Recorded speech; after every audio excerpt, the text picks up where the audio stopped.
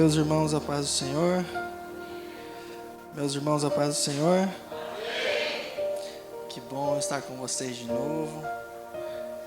Desde já eu quero desejar um feliz ano novo para todos vocês.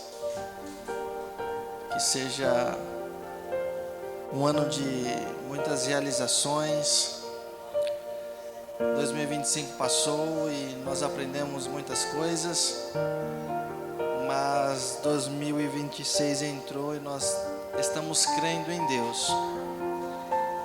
Que tudo que não deu certo em 2025, em 2026 dará. Eu queria convidá-los a abrirem as vossas Bíblias. Durante essa semana, na verdade, durante o começo desse mês, a gente vai passando por alguns lugares, analisando alguns temas, pensando no que dizer, orando, consagrando. E quando foi no começo dessa semana, eu tinha preparado uma coisa, mas quando foi de domingo para segunda, Jesus falou ao meu coração. Então não adianta nós corrermos. Então eu queria convidá-los a abrirem as vossas Bíblias no livro de Isaías, capítulo de número 36. Enquanto você procura, eu quero externar a Deus a minha gratidão e mais uma vez poder fazer uso da exposição de sua bendita e de sua poderosa palavra. Essa palavra que é digna de toda a aceitação, pois ela não falha. Aproveitar e estender alguns agradecimentos ao pastor Robério, pastora Kelly. Deus abençoe vocês. Toda vez que eu venho aqui é uma surpresa diferente. Eu sempre vejo rostos diferentes. Isso é sinal que a mão de Deus está abençoando vocês, O nosso coração se alegra em ver o crescimento de vocês. E é de verdade mesmo. É um lugar que eu aprendi a gostar. Esses dias eu falei assim para o pastor Robério: vocês me esqueceram. Aí ele falou assim: você que esqueceu da gente. Você que não vai lá. Você só vai quando a gente chama. E é verdade. Eu queria ter vindo aqui semana passada. Nosso amigo da nossa igreja estava aqui, o João. Vocês puderem trazer a esposa dele também, a Daiane. É uma bênção. Deus a usa de uma maneira muito gloriosa também. Perguntei sobre a organização ali para o pastor. E eu queria parabenizá-los também pela organização. Muito organizados. E quem dera a Deus, eu não estou puxando o saco de vocês não, tá? Mas quem dera a Deus, todos os lugares que a gente passasse tivesse essa organização. Parabéns. Isso aí contribui para o crescimento e para a glória de Deus. Capítulo 36, quem encontrou diz amém? Quem encontrou diz amém? Eu queria ler com você o versículo 12, 13 e o 14. A minha tradução é um pouco diferente, então vou ler ali com vocês. Rabizaque, porém, disse: porventura mandou-me o meu Senhor ao teu Senhor e a ti, para dizer essas coisas, e não antes aos homens que estão assentados sobre o muro, para que comam convosco o seu esterco e bebam a sua urina? Versículo de número 13. Rabizaque pôs-se em pé e clamou em alta voz em judaico e disse: ouve as palavras do grande rei, do rei da Síria. E o versículo 14, para nós concluirmos: assim diz o rei, não vos engane, Ezequias não poderá livrar vocês. Nós estamos diante de um texto que fala sobre dois reis. O primeiro rei é Ezequias. Ezequias que tem por pai Acás. Acas foi o homem que andou na contramão da vontade de Deus. Se Deus dissesse para Acas subir, ele descia. Se era para descer, ele subia. Se era para a direita, ele ia para a esquerda. Só para relembrarmos um pouco, Davi chama o seu servo e amigo Natã, profeta, amigo pessoal de Davi. Davi deixa um sentimento sair do seu coração. Ele chama Natã e diz: Natã, eu tenho observado que desde quando o Senhor tirou o seu povo do Egito, ele não tem tido uma casa para habitar. Só que eu vivo em uma casa de cedro. O meu coração se alegra, o meu coração almeja fazer uma casa para Deus. Quando Natã ouve o sentimento da boca de Davi, a alegria que ele expressava em dizer que queria fazer uma casa para o Senhor, um templo, o sentimento de amizade fala mais alto. E é um grande perigo para o profeta quando ele mistura o sentimento de amizade com a obra de Deus. Natã olha para Davi e diz: Davi, faz o que o seu coração deseja, porque o Senhor é contigo. Natã vai para casa, e naquela mesma noite, Deus, ele não se deixa escarnecer. Se ele mandou dizer, ele vai cumprir tudo aquilo que ele disse. Agora, se ele não mandou, você vai ter que consertar o que você fez.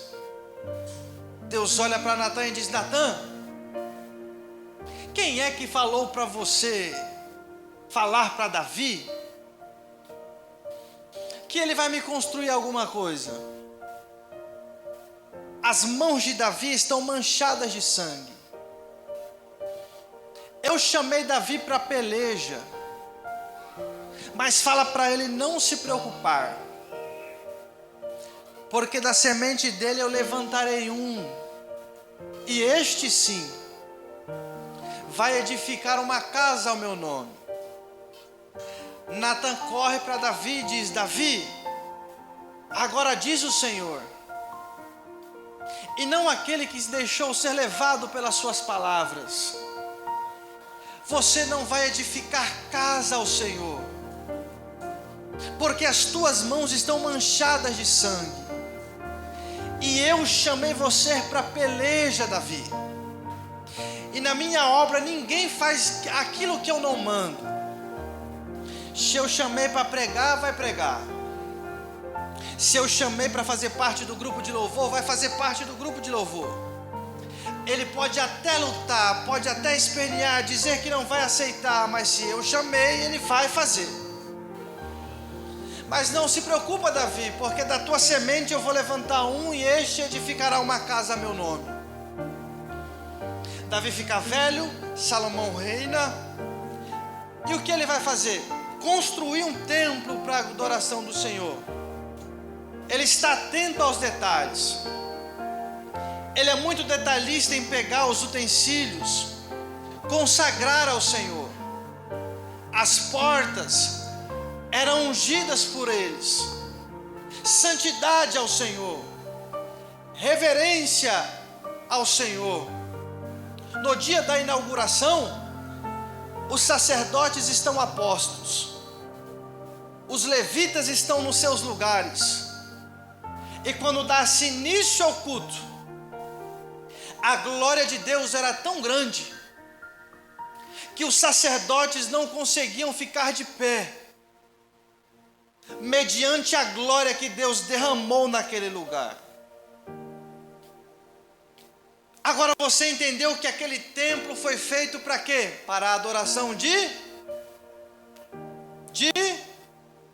fala mais forte, Deus. Só que aí vem Acaz, depois de muito tempo, prevaricador, entra no templo que era para ser de adoração a Deus, fecha as portas. Os utensílios que eram utilizados para a adoração do culto, ele despreza. Era como se indiretamente ele estivesse dizendo: aqui no meu reinado a sua presença não é importante. Ele morre, quem vai reinar? Ezequias. Ezequias, ele vai trilhar um caminho totalmente diferente do seu pai. Ele percebe que as portas do templo estão fechadas. Os utensílios que eram desprezados pelo seu pai, ele pega de novo, oferece ao Senhor. Nesse ato ele está dizendo: se no período em que meu pai reinou, a presença de Deus não era reverenciada, no meu reinado, eu quero que essa presença seja comigo. Porque eu entendo que não dá para ter êxito no reinado se a sua presença não estiver sobre a minha vida. Até dá para cantar sem a presença de Deus. Até dá para tocar sem a presença de Deus. Até dá para pregar sem a presença de Deus. Mas não tem sentido. Só vai fazer barulho. Não tem atração. Porque o que alegra o culto não é o barulho que nós fazemos, é para quem fazemos o barulho. O que torna o culto atraente não é a oratória do pregador, não é o timbre de voz do grupo de louvor de quem vai cantar, mas o importante é a quem nós vamos prestar um culto de adoração. E se tem uma coisa que Deus é apaixonado, é por barulho de adoração. Eu costumo dizer que a gente não tem limite para adorar. Uns levantam a mão, outros batem a mão, outros batem o pé. Eu sou que nem carro, aqueles carros antigos. Eu vou pegando nos trancos, mas daqui a pouco eu estou batendo o pé, eu bato a mão. Quando a presença de Deus está muito forte, eu mando um beijo para o céu. Essa é a forma de dizer: Deus, se eu venci 2025 e entrei 2026, não é pelos meus méritos, não é pela minha força, é porque a tua mão segurou pela mim e disse: aqui eu te sustento, aqui eu te ajudo e não te deixo cair. Pois bem, Ezequias é esse rei que está almejando a presença de Deus. Do outro lado, um homem que é conquistador por natureza, um homem que aonde passa, ele mata, aonde ele passa, ele fere, aonde ele passa, ele leva os despojos daquela cidade. Ele entra numa cidade pagã. Se o Deus deles é madeira, ele queima. Se é pedra, ele quebra. Pega o que restou, levantava para cima e dizia: nem o Deus de vocês pode livrar vocês das minhas mãos. Esse é Senaqueribe. O seu exército funcionava como um rolo compressor. Quando se dizia defender a lealdade do seu exército, não existia alguém tão brilhante e estrategista como Senaqueribe. Sabe o que o pessoal da Síria fazia? Eles entravam no território pagão. Além de matar, eles pegavam as mulheres, deixavam elas nuas, penduravam-as na frente da cidade, pegavam as crianças, cegavam as crianças, cortavam as línguas delas para servirem de escravo, pegavam os mortos, penduravam em ganchos, saía com os carros e dizia: cadê o Deus desse povo? Senaqueribe então percebe que existe um território. Ele quer ampliar o seu território, quer ampliar o seu exército. E o que ele vai fazer? Ele chama o seu servo Rabizaque para começar a pregar para você, antes que minha voz vá embora. Ele chama seu servo Rabizaque e diz: Rabizaque, eu achei um lugar bom, amplo, vamos ampliar o nosso território. Eu vou redigir uma carta, e na carta você vai mandar para o rei Ezequias, e nessa carta está escrito assim: eu entrarei no território de vocês, farei com que vocês comam esterco diluído em urina, ou seu próprio excremento, e ainda colocarei o Deus de vocês por terra. Se vocês não fizerem uma aliança comigo por intermédio de um presente, não tem por onde vocês fugirem. Ele já tinha conquistado cerca de 40 cidades fortificadas. Jerusalém está cercada. Sabe o que ele fez? Entulhou as cisternas. Se eles quisessem beber água, eles teriam que arrumar um espaço para sair da cidade. Então ele manda uma carta para quê? Para tentar amedrontar Israel, para tentar amedrontar Jerusalém e Ezequias, porque a estratégia do inimigo é essa. Ele vem com palavras para tentar te desestabilizar, para que você perca a sua fé, para que você não acredite que o janeiro profético Deus não vai responder as suas orações. Ele vai usando com palavras sorrateiras que é para fazer você desistir. Aí Rabizaque pega a carta, chega até Jerusalém e diz: ouve, ó Jerusalém, as palavras do grande rei, o grande rei da Síria. Se vocês não fizerem uma aliança comigo por intermédio de um presente, eu entrarei no território de vocês, farei com que vocês comam e bebam dos seus próprios excrementos, e ainda colocarei o Deus de vocês por terra. Quando Ezequias ouve isso, ele vai se preocupar, até porque quem está fazendo a afronta era um homem que era considerado um Deus entre os homens. Ele se preocupa, rasga suas vestes e se veste de pano de saco. Mas Ezequias é da oração, e crente que sabe o caminho da oração tem vitória para contar, sim ou não? Sim ou não? O crente que sabe o caminho da oração, ele tem vitória para contar. Ezequias vai para a oração, chama Isaías.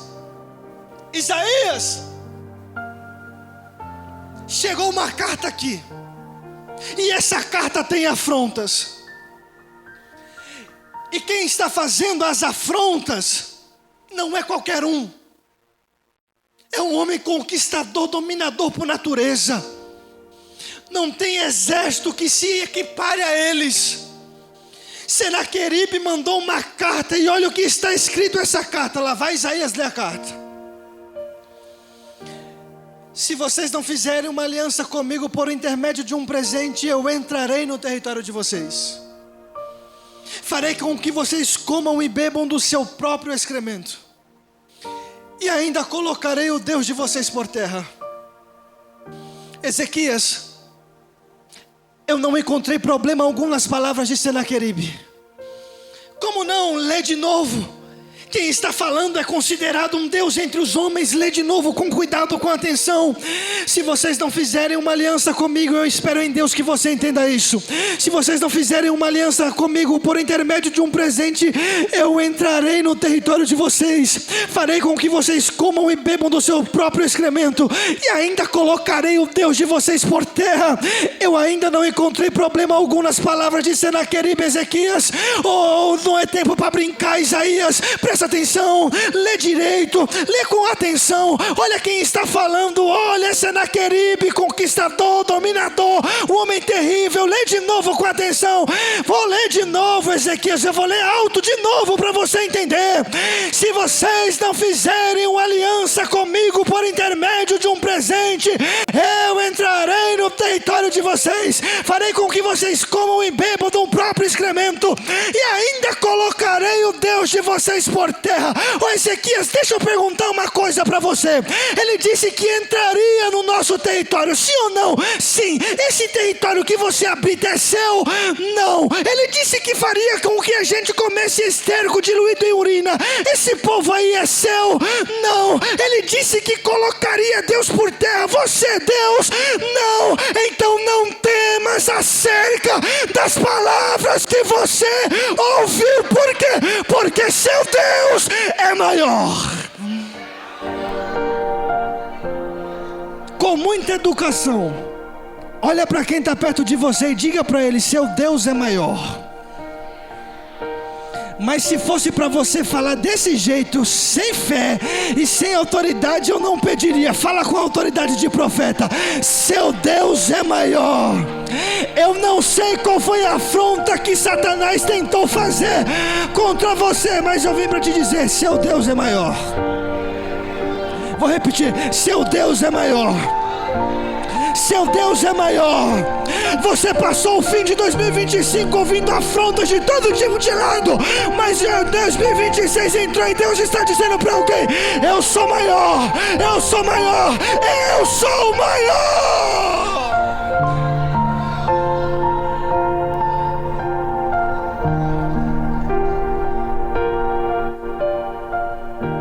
Seu Deus é maior, sim ou não? Seu Deus é maior, sim ou não? Eu estou começando a esquentar agora, gente. Estou cheio de calor já. Se nós acreditamos que o nosso Deus é maior, por que temer? Por que temer as afrontas do rei da Síria? E ele continua dizendo: não temas acerca das palavras que você ouviu, porque com ele está o braço de carne, mas do nosso lado está o braço potente do Senhor. Deus está dizendo para alguém aqui: você foi afligido, você foi ferido com palavras, mas assim diz o Senhor: não temas, não temas as palavras que você ouviu, porque eu sou maior, eu sou maior, eu sou maior na sua vida. Repitam comigo bem forte, para eu voltar aqui outro dia. Repitam comigo: primeira afronta. Desse jeito eu não vou voltar mais não, gente. Diga mais forte: primeira afronta. Eu entrarei no território de vocês. Eu vim aqui como resposta de oração de alguém aqui. Porque se a primeira afronta foi que ele iria entrar no território dele,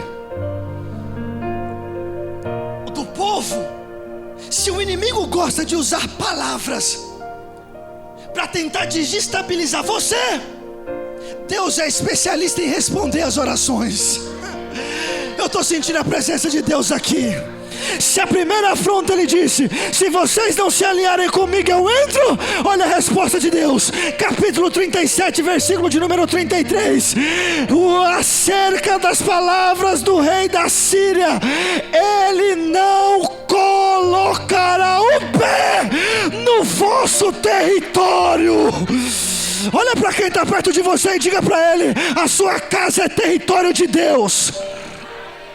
O diabo pode até ficar gritando, dizendo: vou destruir sua casa, mas Deus está dizendo: o território é meu. Lá ele não toca, lá ele não mexe, lá ele não vai entrar.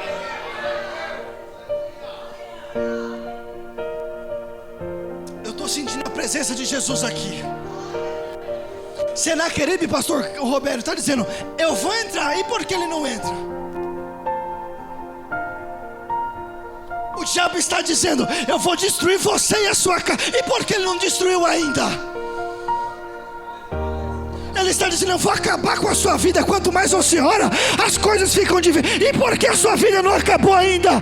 É porque você está servindo um Deus que, enquanto você está dizendo: Deus, está doendo, está difícil, Ele está segurando pelas tuas mãos e dizendo: eu te ajudo na sua fraqueza. Recebe bálsamo para caminhar. Você não está aguentando mais, mas eu te trouxe aqui para te dizer: você vai caminhar mais um pouco. Você vai caminhar mais um pouco. Vai caminhar mais um pouco.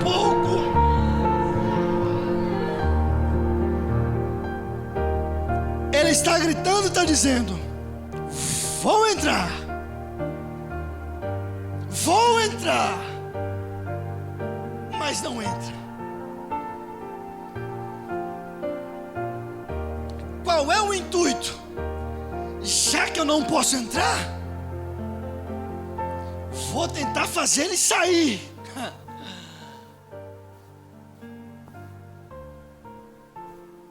Já que eu não posso entrar, não consigo entrar, vou usar palavras para fazer eles saírem daí. Está entendendo o que Deus está falando com você? Por isso que Ele tenta de tudo para te tirar de dentro da presença de Deus, para destruir, acabar com a sua vida. Ele tenta de tudo, mas levante a mão para receber isso. Toda ferramenta que for preparada contra você, contra a sua casa, contra os teus negócios, ela não prosperará. Essa primeira afronta, Deus está sendo certeiro, dizendo: fica tranquilo, aqui Ele não coloca o pé. Ele pode até bater na porta. Vou bater, vou entrar, mas quando a porta se abre, quem abre não é você, quem abre não sou eu. Quem abre é aquele hino que vocês gostam de cantar, né? Por que temer? Se eu estou, já era para você ter dado glória a Deus nisso.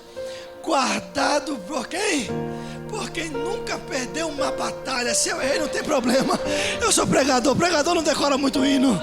Eles estão dizendo: o diabo pode bater na porta dizendo: eu vou destruir você, sua casa, sua família, seus negócios, vou passar, vou acabar com tudo. Mas quando Deus abre a porta e diz: aqui não, aqui você não entra, aqui você não destrói. Você não se lembra dos primogênitos? Se não tiver o sangue nos umbrais da porta, o anjo da morte passaria. Sabe por que você não morreu? Sua família não morreu? Porque quando o inimigo vai para acabar com a sua família, ele olha para os umbrais da porta e vê: tem sangue, tem sangue, tem sangue, tem sangue. Quem está marcado por esse sangue precioso?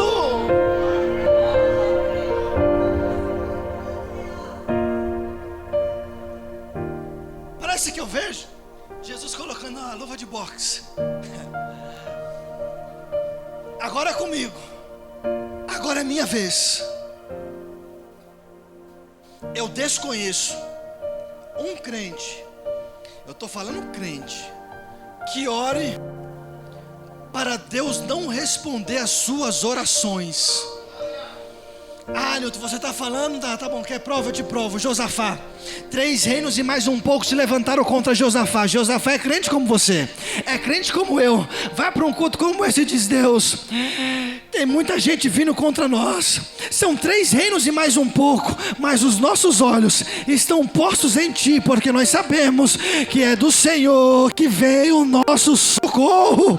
Aí Deus toma a boca do profeta Jaziel e diz para Josafá: Josafá, não temas, porque nesta peleja, vai dando glória, nessa peleja vai dando aleluia, porque nessa peleja vai dando glória, nessa peleja você não vai precisar pelejar. E o que eu faço? Coloca os levitas na frente. Para quê? Porque a vitória não chegou ainda, mas enquanto isso, vai dando glória, porque ela vai chegar para você.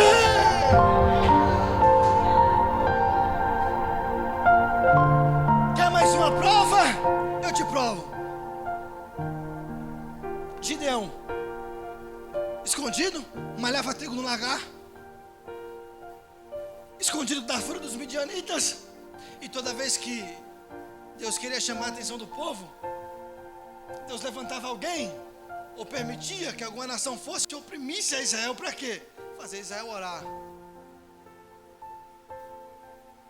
O vento que te leva para a oração não é o diabo, é Deus te convidando para orar.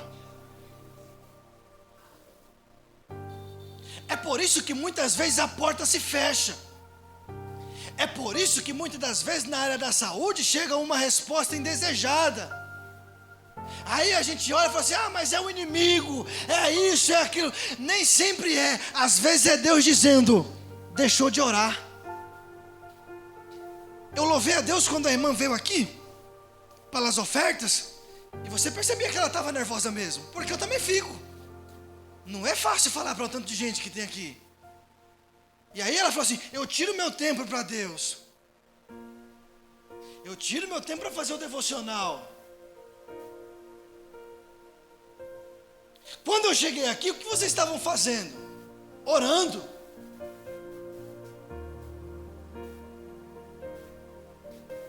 E eu não consigo entender crente que não tem mais desejo pela oração. Porque se a oração é um relacionamento, como é que você se relaciona com Deus sem falar com Ele?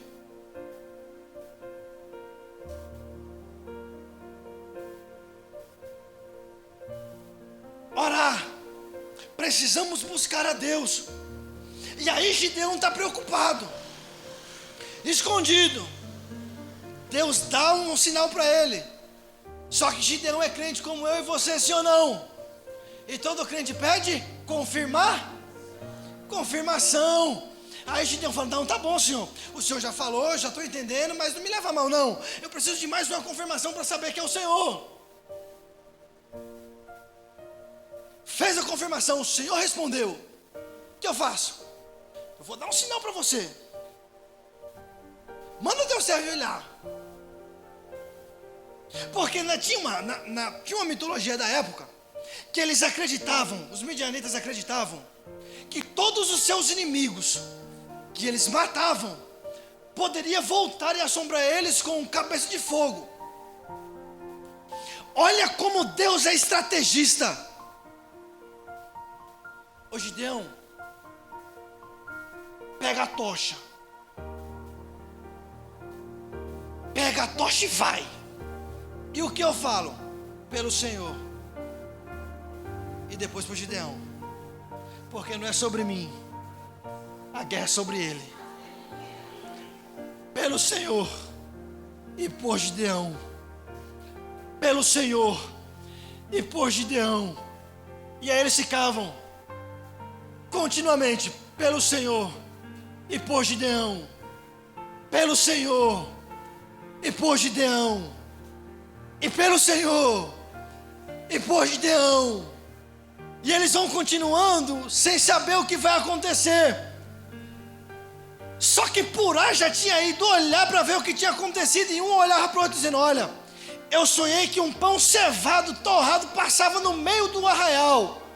Purá está olhando, aí um olha para o outro e diz assim, ó, é a espada de Gideão que vai passar sobre nós. Purá, opa, é Deus respondendo a oração da gente.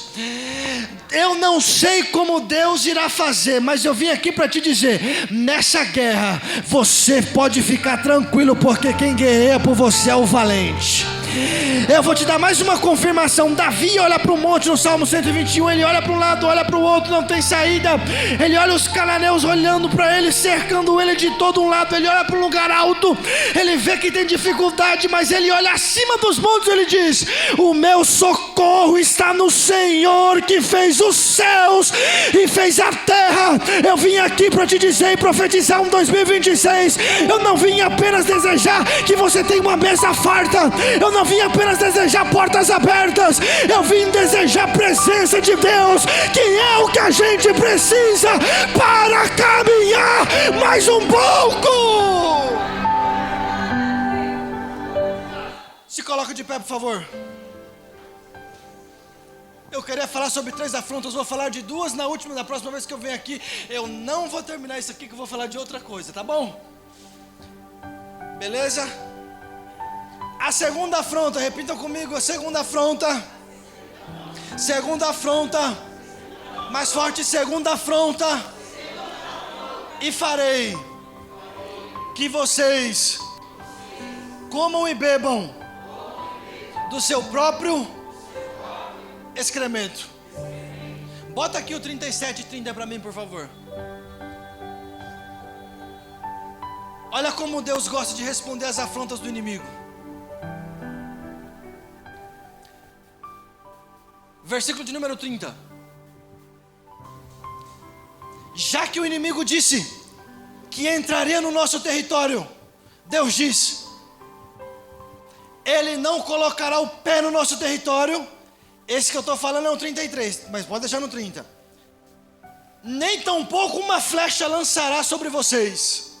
já era motivo para você dar mais um glória a Deus, porque Deus está falando, você está protegido e guardado por mim. Aí o inimigo disse, além de entrar e acabar com vocês, vou destruir vocês e vou humilhar vocês, fazendo com que comam o próprio excremento. Olha o que Deus vai falar para o povo. Isso será um sinal para vocês. Nas nossas palavras, não se preocupa com trabalhar esse ano. Vocês vão comer o que espontaneamente nascer. Se para você valia um glória a Deus, eu não sei, para mim vale. Porque a preocupação é minha. As minhas preocupações não preocupam a Deus, porque Deus sabe como resolver todas elas. E o que eu faço, Senhor?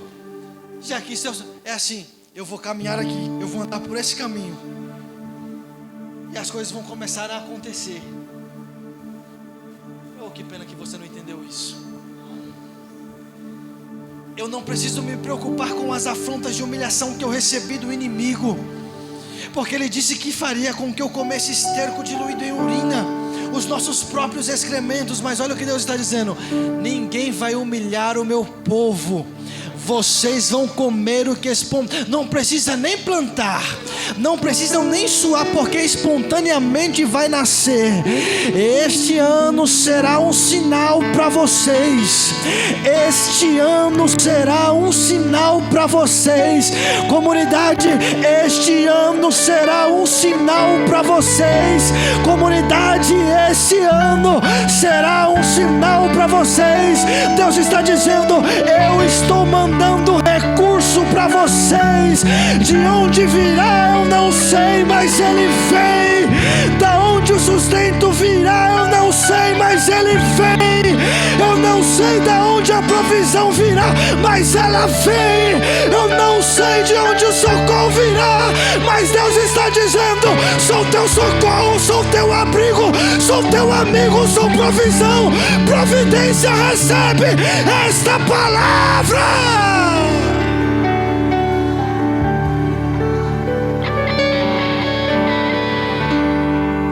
Receba isso em nome de Jesus. Mão no peito, por gentileza, e diga assim: Deus, este será o ano da minha vida. Já vai dando glória a Deus nisso. Esse ano vai ser o ano da sua vida. Tudo aquilo que você não conquistou, as lutas que você enfrentou, você vai começar a colher. Tudo aquilo que você plantou em 2025, Deus está dizendo: prepara a comunidade, porque esse ano é ano de colher tudo aquilo que foi plantado. Prepara a comunidade, porque vocês choraram e agora vão receber. Prepara a comunidade, porque os meus céus estão abertos sobre vocês, e as minhas palavras pairarão sobre este lugar. Assim diz o Senhor: trarei gente para cá de onde vocês menos esperam. Colocarei autoridade sobre a mão e sobre a cabeça de vocês, porque esse ano será o ano da providência na vida de vocês. Vocês podem adorar, vocês podem adorar. Deus está dizendo: tem provisão chegando, tem provisão chegando.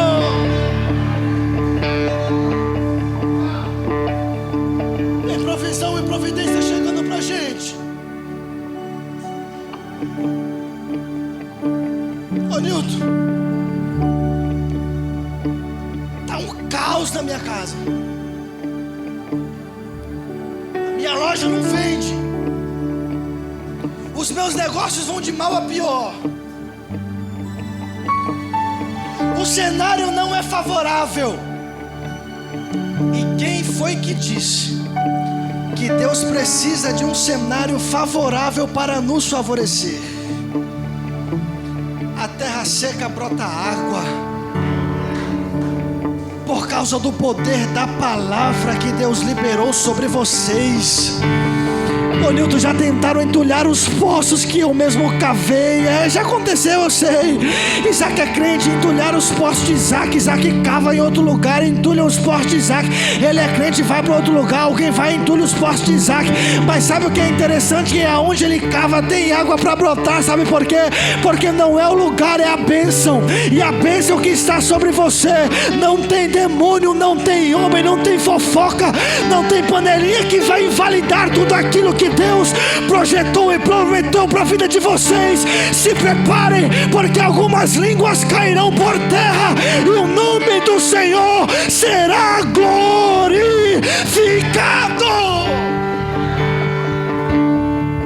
Amém. Acabou. Que Deus em Cristo abençoe vocês. Que vocês mantenham-se firmes. Firmes. Servir a Jesus é um privilégio que nós temos. Às vezes nós nos desesperamos. Às vezes nós não sabemos como vai acontecer. Mas nós servimos um Deus poderoso. Nós servimos um Deus grande. Nós servimos um Deus das causas impossíveis.